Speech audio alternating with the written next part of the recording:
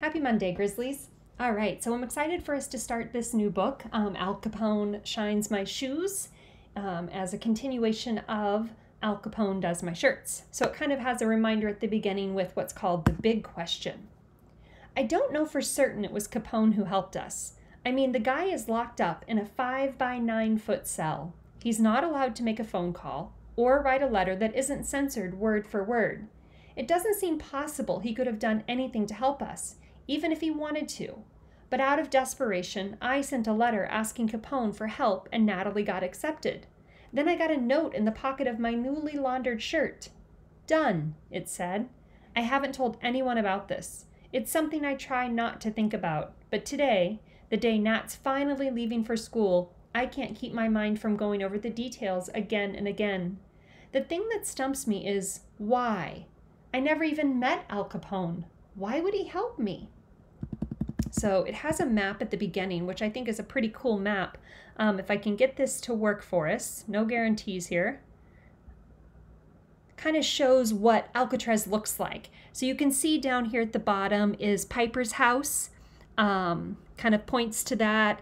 Kind of goes across the page, actually. You see the parade grounds. That's where they play ball. The rec yard.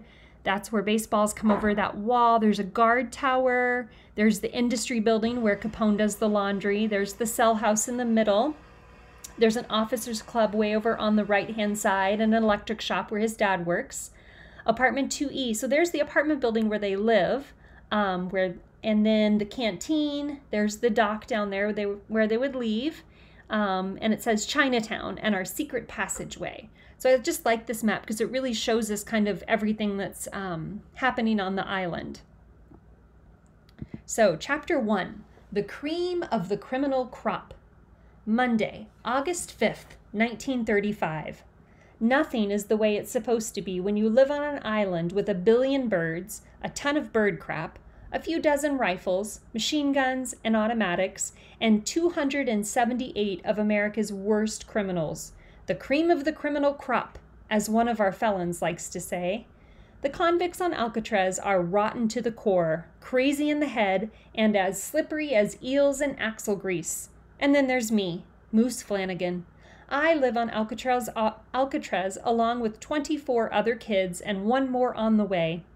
My father works as a prison guard and an electrician in the cell house up top. I live where most of us civilians do, in 64 Building, which is dockside on the east side of Alcatraz, a base hit from the mobster Al Capone. Not many 12-year-old boys can say that. Not many kids can say that when their toilet is stopped up, they get 7 fingers, the axe murderer, to help them out either. Even simple things are upside down and backwards here. Take getting my socks washed. Every Wednesday, we put out our dirty laundry in big white bags marked with our name, Flanagan. Every Monday, our clothes come back starched, pressed, folded, and smelling of soap and flour. They look like my mom washed them for me, except she didn't. My laundryman is Alcatraz number 85, Al Capone. He has help, of course. Machine Gun Kelly works right alongside him in the laundry, along with 30 other no-name hitmen, conmen, mad dog murderers, and a handful of bank robbers, too. They do a good job washing the clothes for us and most everyone else on the island, but sometimes they do a little extra.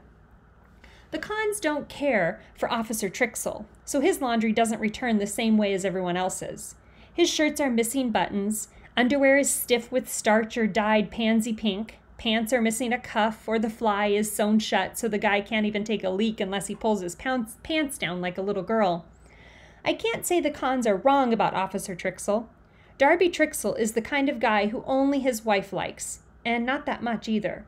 Last Saturday, my best friend Jimmy Madiman and I were looking for a barrel for Jimmy's fly menagerie, and Janet Trixel, Darby's 7-year-old daughter, just happened to see we were walking by the Black Maria, the Alcatraz paddy wagon. That was all we were doing, walking by it. But when Darby saw the Maria had a flat tire, who do you think got the blame? Yours truly. It couldn't have been Darby drove over a nail. Oh no, it had to have been us.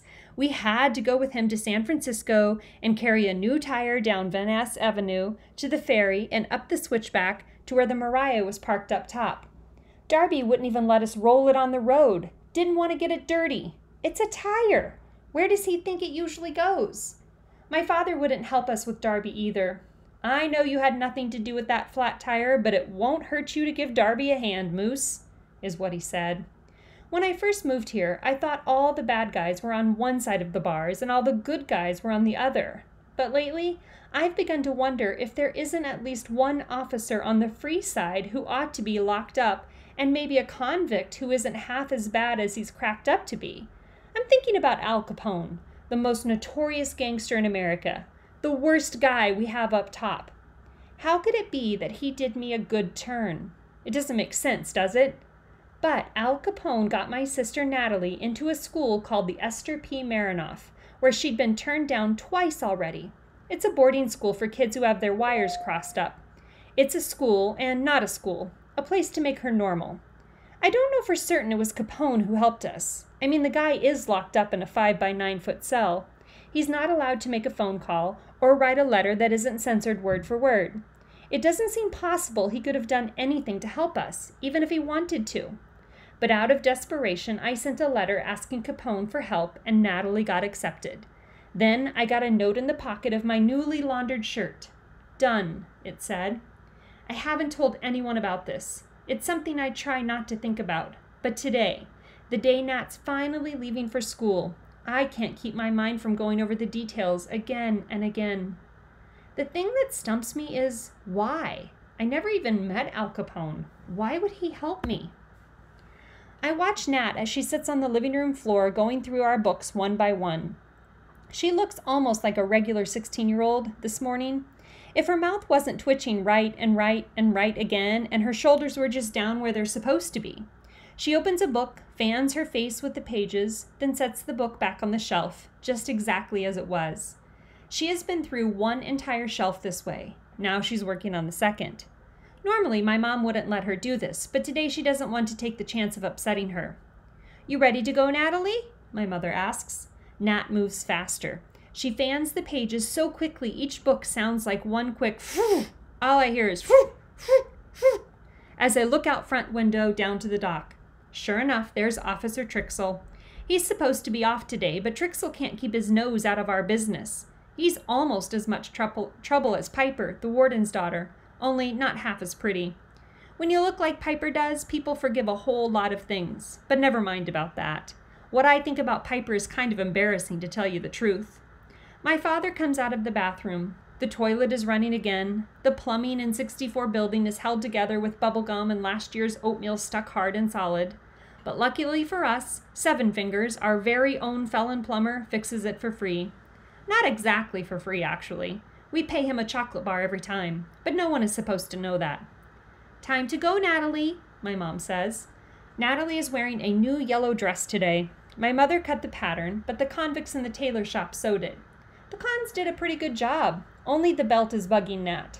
She pulls at it, weaving it in and out of the loops, in and out, in and out. Nat's mouth puckers to one side. Moose school, Natalie home, she says. Not today, my mother says brightly. Today is your big day. Today you're going to school. Not today, Nat tells her. Not today. Not today. I can't help smiling at this. Natalie likes to repeat what you say, and here she's repeating my mom's exact words with a change of inflection that makes them say what Natalie wants them to say, and not at all what my mother meant. I love when Natalie outsmarts Mom this way. Sometimes Nat is smarter than we are. Other times she doesn't understand the first thing about anything. That's the trouble with Natalie. You never know which way she'll go. The first time Nat went to the Esther P. Marinoff school, she pitched a fit the size of Oklahoma and they kicked her out. But I don't think that will happen this time. She's getting better in her own weird way.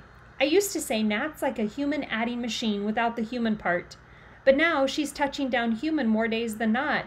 And each time she does it, feels as if the sun has come out after 60 straight days of rain. Tell her, Moose. Tell her how wonderful it's going to be, my mother says.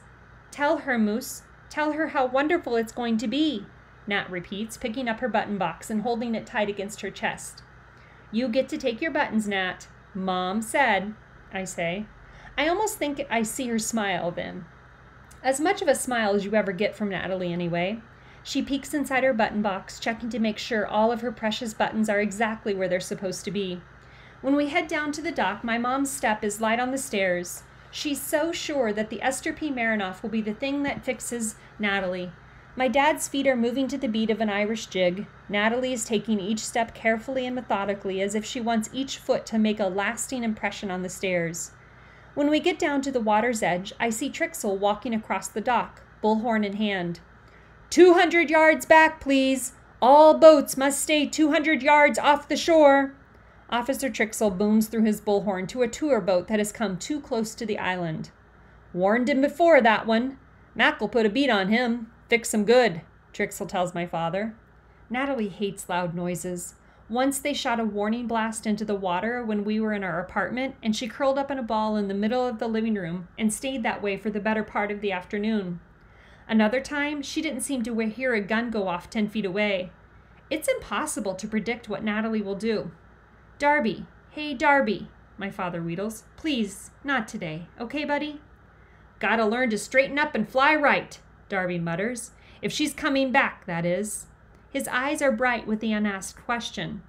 Before the tower guard can get the boat in his gun sight, it turns starboard and hightails back to the city, and the tick in my mom's cheek relaxes. Officer Trixel gets a happy little bounce to his step. He motions to the guard tower anyway, and the guard tower officer pelts the bay with a showy spray of firepower that pounds like fireworks exploding inside your head. Natalie shrieks high and piercing like the escape siren. She closes her eyes, wraps her arms around her head, and begins to rock. The bullets don't go anywhere near the tour boat, but it roars forward, sinking low behind as it struggles to gain speed. Natalie, it's all done now. It's all over. No more guns, okay? No more, I tell her as my mother digs in her bag for the emergency lemon cake. They were leaving already, my mom whispers to my father. That was completely unnecessary.